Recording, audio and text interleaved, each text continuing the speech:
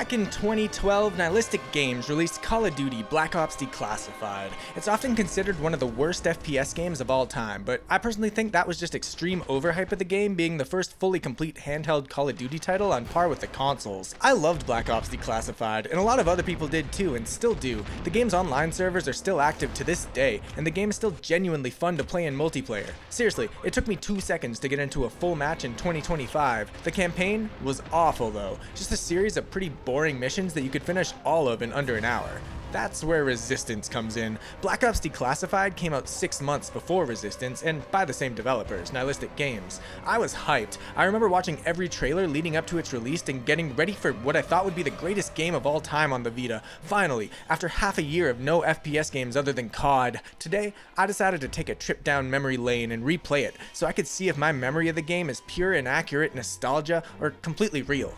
Let's get right into it then. This is Resistance Burning Skies. Resistance Burning Skies starts on August 14th, 1951. August 14th, 1951 is a historical day. It's the day that millions of people died, and in the Resistance timeline, it's about a month after the UK was invaded. The American government got word of the incoming threat and sealed the border. The government then took full control of the media. That allowed them to lie about Europe, which had completely fallen. Leading up to the incoming invasion of America, there's a lady named Ellie Martinez, and she didn't fall for the government's propaganda. Her and her team dug deep into researching the sealed border and ended up learning of the Chimera invasion taking place worldwide. She built up a team. They called themselves the Minutemen, a militia group, and they dedicated their entire lives to training to defeat the threat when it inevitably hits. On August 14th, 1951, that's exactly what happened. Meet Tom Riley, the new protagonist, a man with an extreme passion for his career as a firefighter. His dad Brian was also a firefighter, who died of severe burns back in 1943, years before Tom met his wife Natalie and daughter Rachel. We'll meet them soon. We begin the game with a simple job: get into the burning power plant and rescue any survivors in the building. Tom and his partner Smitty do just that, but unfortunately, this is precisely when the Chimera invasion of America begins. Everything in the plant begins exploding, while Tom and Smitty fight their way through the Chimera invasion. When Smitty goes down, Tommy puts others first, as he always does, carrying his friend through the collapsing building and risking it all to save people. Sadly, he can't save them all. Nihilistic Games honestly nailed the feel of Insomniac's Resistance series. You'll recognize all the enemy types throughout the game, and they're all mechanically different from one another, forcing you to play differently depending on what you're up against. Like, obviously you probably want to use the shotgun on the little guys that come out of the spires, or the jumping guys. They clearly have set points that they're allowed to jump to, but it's still really cool to see the jumpy, sticky leg Chimera working on a handheld. Killing them with the bullseye's best, since they jump around so much. I'm not going to go through every enemy type, but you kind of get the idea. There's a giant enemy with an auger. Well, probably use the auger so that you can shoot through his shield. I suppose we should go through the weapons real quick, since that's the best part of any Insomniac usually game.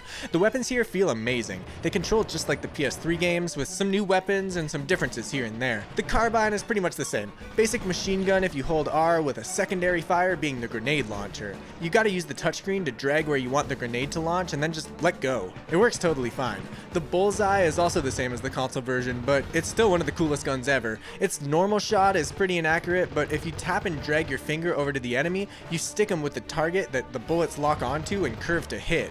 This little laser coming out of the gun shows if your bullet has enough space to curve to hit the enemy. Yet again, they got this working on the Vita. Insane. Worth mentioning, you can't do like in the mainline games where you hold alt fire, shoot all the balls into a bullet ball, and then shoot that massive bullet ball into an enemy for massive damage. The auger is the same as the mainline games as well. You can see enemies through walls and you can shoot through walls. The more walls you go through, the more damage your bullet does. You can also spawn a shield by dragging both thumbs apart, which is unbelievably annoying to do on the PSTV, but we'll get to that. I still love the auger as a weapon. The sniper is a bit different here. This is the 6-eye. It's just a basic scope sniper, but if you tap an enemy or location with your finger, you can lay down a charge that explodes when you shoot it or when an enemy walks over it like a mine. The hunter is really sick. It's a burst fire weapon with a scope, so it's easy to pull up headshots. Its secondary attack is pretty weird though. You touch the screen to fire a drone that shocks enemies as it passes by. It always flies forward, but you can steer it by dragging your finger on the touchscreen. The Mauler is just a minigun. It does what you think it does. The secondary fire, though, is charged up by dragging down on the screen, waiting a few seconds, and then it basically sends out a massive energy attack. This thing honestly feels so overpowered that I tried to use it as little as possible. The Mule is a shotgun mixed with an explosive crossbow. For the crossbow, you gotta drag at an angle to load it up before firing, and it fires in a perfectly straight line, so it's one of the most useful explosives in this entire game. The shotgun part fires 2 shots before it needs to be reloaded. Still, it fires pretty fast, and honestly, this was my favorite weapon to use. Something about the way the camera works just makes it look so cool and cinematic, plowing through all the enemies. The Swarm is a rocket launcher that holds multiple rockets. It locks onto enemies too, which is useful. Its secondary fire lets you drag around the screen to target enemies to explode like you're playing Rez. Overall, much more lame than the console games. I loved being able to pause the rocket in midair and control its trajectory. That was the coolest thing ever. I don't know why they'd change it to this. Other than that, I mean, your default frag grenade is here, and the hedgehog grenade is here too. You can tap the grenade icon to throw, but it's cooler to drag the icon to where you want the grenade to go. Same with the melee hits. You gotta tap the on-screen button. Why couldn't they just map it to the D-pad or something? After Tommy escapes the burning power plant, his main goal is to find his wife and kid. He meets up with Ellie, that resistance girl that we talked about earlier, and he manages to find his family. Unfortunately, like I said, Tommy is a passionate firefighter and always wants to save people. Okay. Get down! This way. Let's move. Here. Under here. Go. Just go. I'll find you. What a terrible husband. That'd be an instant divorce. Tommy heads out with the resistance fighters to get an army truck to steal some resources so that he can help save people. Here, they find this crazy chimera tech that can be used to upgrade weapons. This could have just been a menu. Instead, you gotta pick your weapon from the touchscreen, and then you better remember the name of the gun because there's no picture of the gun in the menu. Then, you've gotta touch the center and randomly spin this ridiculous cube around to find the icon that matches the icon that has the description of what the upgrades mean. This is the worst upgrade menu ever put into any video game. I wish the guns just worked like Ratchet and Clank, where they just upgraded automatically over time, but no. Every game from this era had to pad out game time by forcing you to go into a boring menu. Henry Stillman, the radio personality from Resistance 2, reprises his role here. This is Henry Stillman. We learn that the Chimera are taking people away using massive tentacles and bringing them up to their ships for reasons currently unknown. We also learn that the invasion has taken over nearly every state in the US. Ellie and Tom introduce themselves, and Tom explains that he just wants to find his wife and kids, the same ones that he ditched earlier in the game for no valid reason. Ellie Martinez. She brings Tom to an army man who gives us the location of the nearest safe zone, and we learn that the upgrade tech that we found earlier was designed by a man named Richard Garrell, and it's likely dangerous. It's chimera tech fused with human tech. Unfortunately, on the way,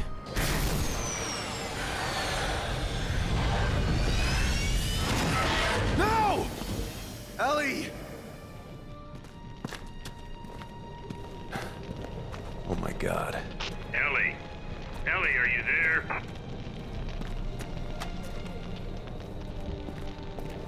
just kidding, she's fine, but they do split up for a bit after this. Tom heads into the burning building to save some firefighters who are standing directly beside boxes of burning magnesium flares and spraying water at the wall that isn't even on fire behind it. No, stop! Can't save them all, Tom. Survival of the fittest. He does save one of them in another firefighter set piece moment, though. Tom decides to head downstairs to link back up with Ellie, but for some reason decides to use the elevator of the burning building. What? Tom, come on, dude.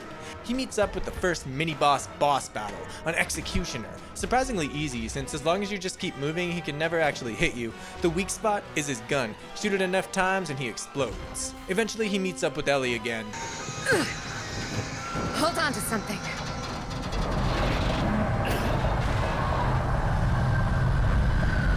Look! Resistance Burning Skies looks absolutely amazing. This is running on a handheld from 2011. Even blown up on a large OLED, this game looks fantastic. There were times where I wanted to stop and look at the environments for minutes. I remember doing that in Resistance 2 over and over again as well, so shout out to Nihilistic for capturing the visual feel of Resistance and getting environments and set pieces that look this good running on the handheld. Insane. They end up falling from the sky, and Tom lands directly on top of a massive chimera.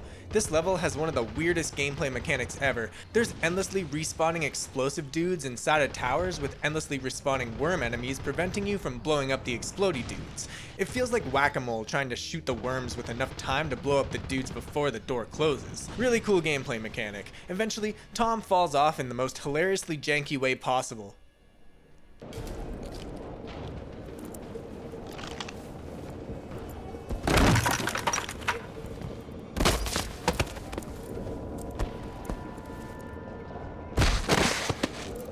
And that leads us to the first real boss battle. This guy constantly pukes out annoying little explodey guys and worm enemies. You've got to avoid dying and just keep shooting his eyeball area over and over again. Annoyingly, there's no reaction to your bullets hitting him and there's no health bar, so you gotta just hope for the best that you're doing the right thing. The biggest weak point is his uvula, when he screams in anger. Yo, come on, that was sick. 2 out of 10 Destructoid? 2 out of 10.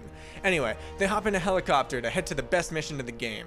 There's a massive bridge that leads to an evacuation site. But down on the ground, there's Chimeran reinforcements. Ellie calls in an airstrike on the entire bridge like a reckless idiot, not realizing that there's civilians down on the bridge. Call it off. Riley, it's not that easy. Ellie, call it off! Mayday! Oh my god.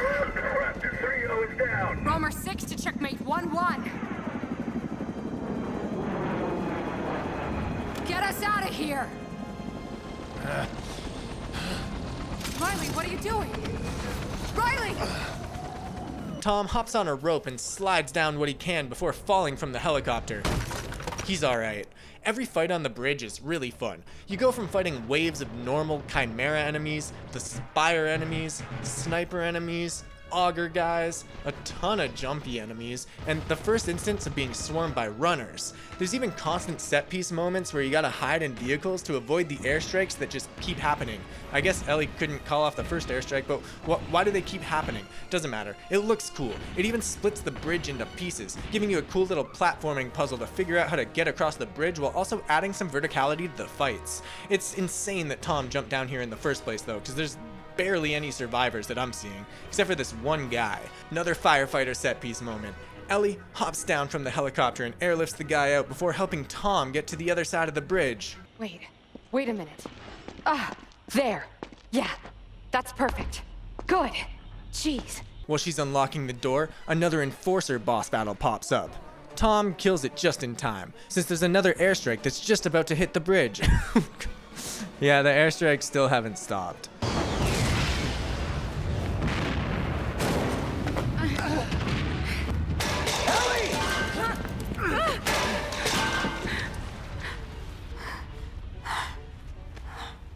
You have a wife and kid, dude. After the bridge mission, we learn about Project Phoenix, the Army's Special Research Project Administrations group on Ellis Island. It's an operation that's studying the Chimera in order to learn how to destroy them all. They're trying to connect into the Chimera's nervous system to control them. Top secret. Ellie and Tom hop into a boat and start traveling to Ellis Island, which is now completely abandoned of all human life. They're here to break in, steal whatever tech the Army's creating, get out, and make a difference in the world. Most of the level is just battling inside pretty empty factories and rooftops, but it still switches things up every minute or two. They find this big glowing box that alerts the Chimera if anybody touches it or if a Spire strike happens. It's a weirdly archaic and easily avoidable security system for a highly advanced race like the Chimera. Thankfully for the Chimera, they also have lasers. Really? Ellie, what are you doing? I'm just gonna toss it. And just like that, Ellie is killed by a Spire strike. Really one of the saddest moments of the game. Tom, filled with rage, begins fighting his way through the factory, attempting to get to the lower levels where they're experimenting on the Chimera tech. When he gets there... she's okay again, thank God. They find a lab.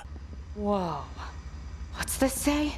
We thought Nathan Hale was dead. Project Abrams began back in 1948 with the goal of merging human and chimera DNA to create enhanced super soldiers. That's the serum that created Nathan Hale and Jordan Shepard. Hale survived, but Shepard mutated into Daedalus from Resistance 2. Project Phoenix, the plan to control the chimera directly, appears to be the successor to Project Abrams. This is very quickly glanced over, but it's a cool moment nonetheless. Eventually, they find a dead scientist. Never mind. Grab that med kit. The scientist gets up and tells them that everything they want to know is on a film reel. He opens the blinds, incinerates a giant chimera for no explainable reason, and then turns into a zombie. These guys are extremely annoying to kill. They're a new enemy type that are here for the remainder of the mission. They're complete bullet sponges that soak up annoying numbers of bullets before they go down. Honestly, they take so long to kill that it legitimately becomes boring shooting at them over and over again for such a long time. It doesn't help that you can avoid them by just walking around. New mission is to find Gorell's film, Gorell being the person that we were warned about at the start of the game by Ellie's army man friend who doesn't know how to stop airstriking a bridge. They head into a research office environment that's strangely highly detailed for a Vita game, and they find that film. In the film, we learn that the weapon upgrade tech that we found was used to sever the connection with the chimera's hive mind to control each individual chimera. It's like Neuralink for aliens, except it can also be used to explode their heads. Their plan is to insert the modules into the chimera as they're formed, but they need a human source. The building's security gets activated for no reason at all, and the entire lab goes into a lockdown mode. The hardest fights in the game happen here. It's non-stop, wave after wave of enormous amounts of enemies, both big and small, until they manage to escape to the rooftops. After analyzing the film reel, they learn that the human source that they want to use is going to be taken from the Survivor Protection Camp in Union. The protection camp is run by the US Army, where survivors are told to travel light and then placed into housing protected by the US Army. It's the protection camp where Natalie and Rachel are expected to be taking cover. When they arrive, the entire place has been overrun with chimera and firefighter rescue missions. This mission's pretty cool. It goes from an outdoor camp to an underground subway system to the subway stations themselves through sewer systems and back out to the streets. Tom learns that his family are being housed in a hotel, the same hotel that's practically collapsed and overrun with chimera. He fights his way through the entire hotel looking for them, but they're nowhere to be found. Where are they? Tom heads outside and meets back up with Ellie, who informs him that Gorell put up a spire beacon over there, where he's likely located. Seems the chimera are rallying up uninfected humans and bringing them to the conversion center that way. Are these chimera being controlled by Gorell? In the distance, he sees... No! What? That's Nat and Rachel. Tom and Ellie and the rest of the resistance chase after the Chimeran ship through the streets and the rooftops, eventually making their way through a window and willingly getting taken up to it. Worldwide, the Chimera situation has become bleak. Entire city blocks have been destroyed. Civilians are trying to fight back, but mostly failing. We hear on the Henry Stillman radio broadcast that there's a lone fireman who's been spotted making a difference, and he's used as inspiration to fight back against the Chimera. The lone fireman is about to head up into the hardest mission yet, destroying the conversion center internally and saving his wife and child. The ship brings them to the towers and drops them inside. Well, it's been nice knowing you. We see a jumpy slide and hop down it before killing absolutely every single chimera thrown your way. This is the final mission. Like I mentioned earlier, it goes on for way too long and all the environments are way too samey. Every single area you fight in throughout this mission is by far the hardest part of this game, and it takes some trial and error to get through most of them, which makes the whole thing take even longer. You fight numerous enforcer battles in a row, including multiple at the same time. It's a fun mission, but just visually repetitive. Eventually, Tom finds Natalie curled up in a chimeran cocoon. She's lost Rachel somewhere. Tom smashes his axe into the cocoon and gets Natalie on her feet, but... Natalie.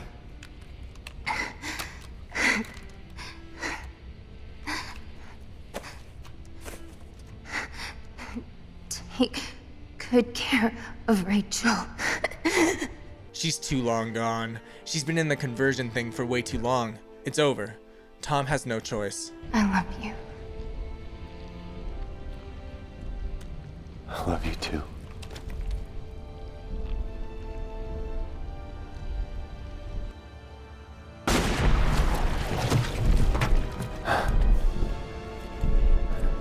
Damn. Jesus.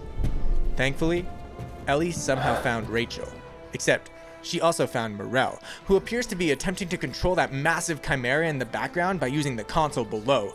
Tom tells Rachel to stay with Ellie while he heads down to stop the scientist. Go get him, Dad. Tom fights, again, some of the hardest fights in the game that require you to memorize the placement of these red explosives that toggle on and off for no reason, until he finally reaches Morel. Hey! What the? Back up! Morel's got good intentions. He's doing this to stop the chimera. The biggest problem with his plan is that it's really dumb. He's gonna remote control a bunch of chimera to kill the chimera. Just literally the dumbest plan. It works though. He's able to steer the giant chimera left and right for a couple seconds. But then it stops working and the chimera escapes. It's awake. It's the final boss battle. This is, yet again, trial and error. He plays through a set series of animations where he exposes his bright red weak points that you just need to shoot while avoiding his constant screaming and childish bashing of the floor below you. Honestly, a really easy battle once you know where the weak points are. Once he destroys the last one, a beam of light collapses the chimera into a pool of nothing while the tower begins exploding. Tom books it through the halls to escape, but is surprise attacked by Morel. Tom kicks him off and smashes him in the neck with an axe, leaving him there to die. Outside the tower, Ellie and Rachel are okay. They watch the show as the tower explodes. Tom throws the science cubes into the fire and explains that they're bad because they're Chimeran tech. Ellie's mission was to steal the cubes to fight the chimera and bring it back to the army man from the start of the game. But Ellie agrees they should be destroyed. Tom and Rachel say their goodbyes to Ellie and they calmly walk away. In the final cutscene, we learn that Ellie's woken up and no longer trusts the government for anything. She can't believe they were going to use that Chimeran tech to destroy the chimera just like Morel was doing. Tom was used as an inspiration that normal humans can destroy the chimera without the use of the science cubes, even though Tom constantly used the science cubes to upgrade his weapons, which are Chimeran weapons as well. Tom Riley's story is an inspiration to the Resistance though. They use his morality and his quest to save his family and destroy the tower to inspire others to join the battle. And that's where the game ends. Not bad, eh? The game's short, taking about 4 hours to get through from start to finish, but it's really good. Like I said earlier, once you start playing it, you get hooked and you can't stop, and that alone is worthy of a recommendation on my end. That's all I got for this one though. Thanks for watching, guys. Feel free to do the things if you want, and yeah. Alright. Love you guys. Peace.